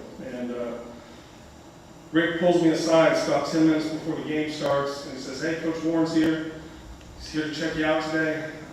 I got to tell you, though, they don't need any more catchers. They've already signed 4 catchers in Barton County. And he said he needs a first baseman. And I told him, I got a great first baseman. Well, that was news to me. Had never played an inning in my career at first base. Had never put on a first baseman's mitt. Had never caught a ball at first base. And that's how Rick was. Rick was going to find a way to get Coach Warren there. And then we were going to figure it out once he was there. And he's like, hey, borrow Jeff Johnson's first baseman's mitt. Go get a couple hits. Catch the ball at first base. You'll be fine. And I was fortunate enough that day I got home running a double, I think, and didn't embarrass myself or my family over at first base, and caught enough balls to get an offer to go play Barton County. And off I went. But just Rick's belief in me over the years, I can also speak for my brother Jason as well because he played for Rick, was invaluable. He gave us that confidence as players that we could do anything. And that day was a great example where he wasn't worried about it. We'll figure it out. And for that, I'll be forever grateful. Thank him and his wife, Gloria. They were very important people to us in our childhood. Spent a lot of time at the Henderson house over the years. So that took me to Barton County where I played for Mike Warren and Curtis Stamaki. Mike Warren was probably Rick Henderson on steroids. He was a taskmaster, just a very demanding and hard-nosed coach that, coming from where I did playing for Rick, was fine. That's kind of what I was used to. But Coach Warren taught us a very valuable lesson early in our freshman year. Back then in junior college, you could play 30 or 40 games in the fall, and we would go out and play all the Division I schools, and Fort Hays and Washburn, and kind of just all around the area. And that September, we rolled into X Stadium at Wichita State, where we were going to play Wichita State that day. They had just won the College World Series 2 months before in Omaha, so they were the defending national champs. And here come the Cougars rolling into X. And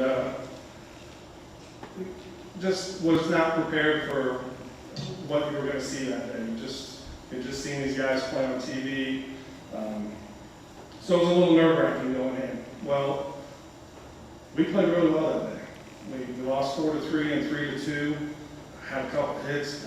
Had a double off the guy that just threw in the College World Series. I was walking out of there feeling good. I was like, hey, we're good. I've got a chance to be pretty good too. And got to the bus, and Coach Warren let it be known very quickly that what just happened out there, because we gave both games away at the end, we probably should have won. What just happened out there was unacceptable. And if you're happy being content with just competing and playing against Wichita State and playing close, and somebody got a couple of hits, he's probably talking to me, and you got a smile on your face, you're going to be in for a rude awakening tomorrow at practice.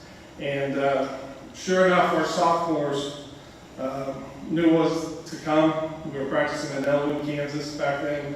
So we got back that night off the bus, and the sophomores went out to Ellenwood and tried to get us a bull durham rain out for practice the next day. They turned the sprinklers on, and with the hopes of not having to show up. And Coach Warren came in the cafeteria the next day and said, hey, you're not going to need your gloves. It doesn't matter how wet the field is. We're just going to meet out in the outfield in Ellenwood. And that's what we did. and we quickly morphed into the Barton County cross-country team that day. And that happened for the next 6 weeks. We would come to Fort Hays. Like Curtis said, the Tigers were kind of down. I think we kind of gave it to the Tigers that day for 3 games, and our reward was to go out and run until they turned the lights off at Larks Park. And that's just how Mike Miller was, and I appreciate that. I don't maybe appreciate the method, and I know I didn't back then, but just to never be satisfied. Compete, find a way to win, and that's what he taught us in Barton County. That's what I took with me. Curtis was there as our assistant, and it was towards the end of my sophomore year, and Coach Hampton had talked about, hey, I think the Hayes job might be coming open. I had some offers to go play at some other schools, but I was trying to stay close to home. My girlfriend at the time, Diana, was still in Barton County, and Curtis must have got the job pretty late the night he got it, because the next morning in Topeka, a little after 6, the phone rings. I'm dead asleep, but my dad answers the phone, and you can hear his feet coming towards the basement, like somebody's in trouble, and yells down, "Hey, Curtis is on the phone.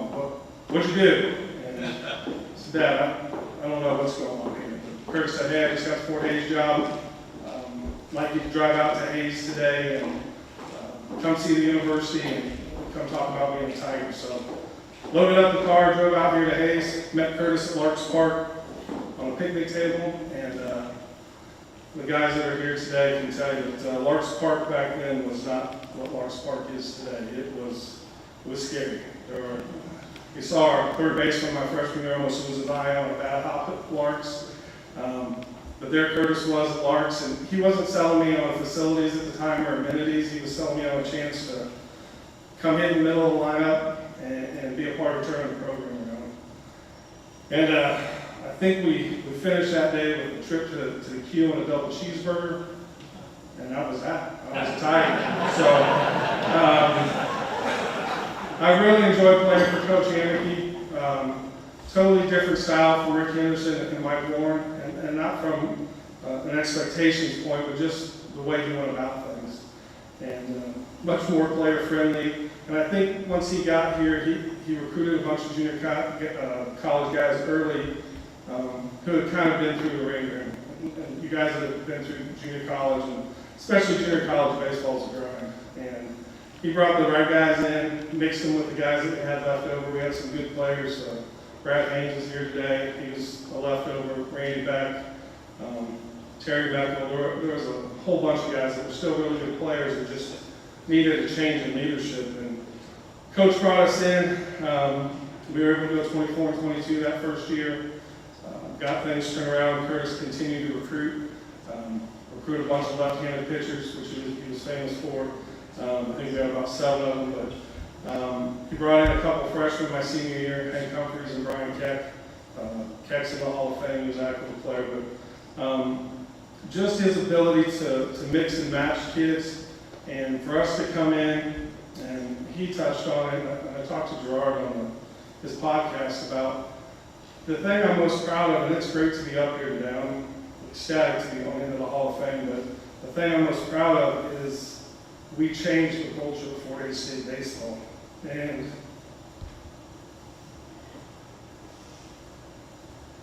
that's something that I'll have with me forever. And I'm just so thankful for those guys that I got to play with back then. Talk about Lance, and you talk about Dev. That podcast had just come out this week, and I sent it to Dev. I'm excited for him to listen to it, because gave Dev some credit. I was all excited for him to hear it. He's like, "Hey, you didn't get it right." I'm like, "What?" I said, "I broke the national record for hit by pitch, not the school record." So Dev broke the national record for hit by pitch, had an on-base percentage well over 500, and he was just a catalyst for us, the top of our lineup. He was always on base, made my job really easy. I just had to hit a double. Dev was going to score, I was going to get an RBI and get my name on paper. But him and Lance Henderson, like I said, Lance and I played together from the time we were 9 all the way through college. And there's a lot of times we've talked to guys over the years, and I'm still a coach today, where they talk about, "Hey, talk to me about the guys you played with. Tell me about some of the teams you're on. And if you had a team to start, who would you start it with?" And Lance and Deb are the first two guys I would always pick. I played with guys that played Major League Baseball and played against several guys that played in major leagues and had really good pro careers, but Lance and Deb were the best two teammates I ever had. They would, and Lance Henderson would literally fight you in the parking lot if I meant the Tigers were going to win that day. And I mean fight you in the parking lot if the Tigers were going to win that day. So just so thankful for them, thankful for Curtis. You know, the last coach I want to mention is Matt Hutchison, who Curtis touched on. I know for a fact I wouldn't be getting this award today in recognition if it wasn't for Hutch and his work with me over the years hitting. Hutch was just a couple years older than us when I got here to Hayes, and he just had the kind of the same way about him that Curtis does. It's kind of not hands-off, but he's there to help you. The thing that Hutch did better than anybody was throw batting practice, and that's kind of maybe, if you don't understand, an underappreciated quality. But if you go out and you look on job searches for coaches, and one of the first qualifications it always says for an assistant coach, must be able to throw accurate BP. And Matt Hutchison is the best BP thrower I've ever had of all time. And I know those guys that are here today will attest to that, but his ability to do that gave me great confidence in what I was doing at the plate. Baseball's a really tough sport. It's a game of failure. And Hutch made me feel confident every time I stepped into the plate. And for that, I'm forever grateful. He would become one of my best friends here in Hayes with his wife, Kelly. Their oldest son, Hayden, is just almost a year older than my oldest son, Dave, and so they grew up 3 or 4 years together. Just forever grateful for the Hutchisons and what they've meant to me. And then in closing, I'd just like to say thank you to my boys that are here, who are right here in the front, Dayton, Dawson, and Deacon. Dayton and Dawson were born here in Hayes, at the Hayes Medical Center. We were only here for a few years. I mean, Dayton was a little over 3, Dawson wasn't quite 2 when we left, but both those guys I could play with from Hayes, Kansas. And I think that's really neat. We would take time over the years to bring the boys back to either our alumni baseball games. I have pictures of us sitting in the dugout together at alumni games, or come back and play a basketball tournament at the Hayes Rec, or a summer tournament at Larks Park, just so they could come back to Hayes and kind of take Hayes in, eat some taco shop, like Curtis said, go to Q, walk around the university, but just so thankful. And then my other son, Deacon, who's a sophomore at Shawnee Heights for us. I'm just so thankful that I've had the opportunity to coach those guys. They've all played for me at Shawnee Heights. And just getting the opportunity to spend every day in the spring with those guys, talking about baseball and life has just been the best blessing in my life. And I just want to say, again, thank you to the Hayes community, Fort Hays State University. It's a special place, it's a special town, and I'll be forever grateful for this award, so thank you.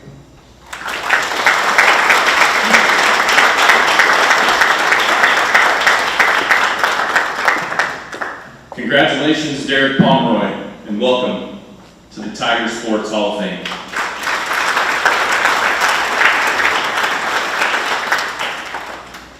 Our next inductee is unable to be with us today, but Shelby White is a native of Dodge City, Kansas. Shelby is one of the top individual golfers in Fort Hays State women's program history. In 3 years at Fort Hays State, she won 9 tournaments and collected 21 top 10 finishes.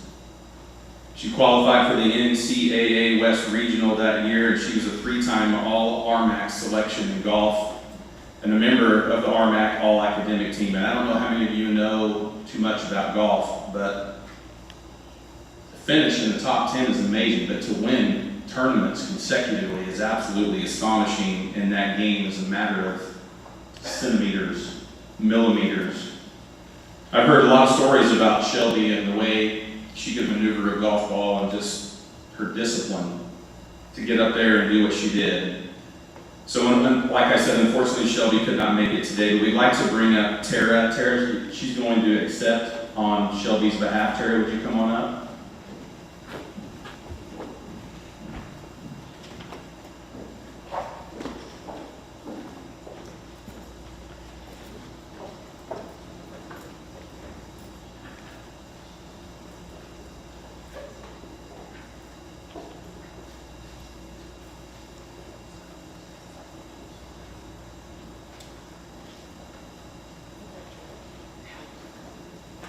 Congratulations, Shelby White, and welcome to the Tiger Sports Hall of Fame.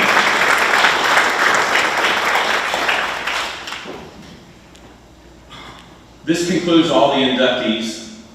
I appreciate every single one of your stories. That's why it's one of our favorite times of the year. I want you to truly embrace your day. Today's about you. It's Hall of Fame Day in Hayes, America. For crying out loud, enjoy it. I hope you and your family can join us the rest of the day, not only on our campus, but in our community, and hopefully the football game tonight. Tigers could use your support in any day. I know that a lot of you, if not all of you, are able to stay for tonight. Curtis is going to cover a few things that's going to happen this evening, because it truly is about you wrapping your spirit around the day and Hall of Fame Day. If anyone isn't interested, I'm going to stick around. I'd be happy to show you our brand new Welcome Center and just even portions of the main floor of the Fishley Will Center for Student Success. I promise you it's totally a game changer for our students coming to Fort Hays. We need to be different, right? I can't hang a flag of a national basketball championship and everybody wants to come to this school because we're a Division I school and on ESPN on every Wednesday night. But we're not that. We're Fort Hays State and we are different, but we're better than those people. We're better than those people because we care about people. And today is just an example of all that. So at this point in time, I'm going to bring up Curtis for some closing remarks. Again, it will be on the Tiger Media Network YouTube channel. I know some of your family and friends are joining us this evening, but we'll also have Toby be able to send the direct link out to the Tiger Media Network for those that have been in contact with Toby. Curtis?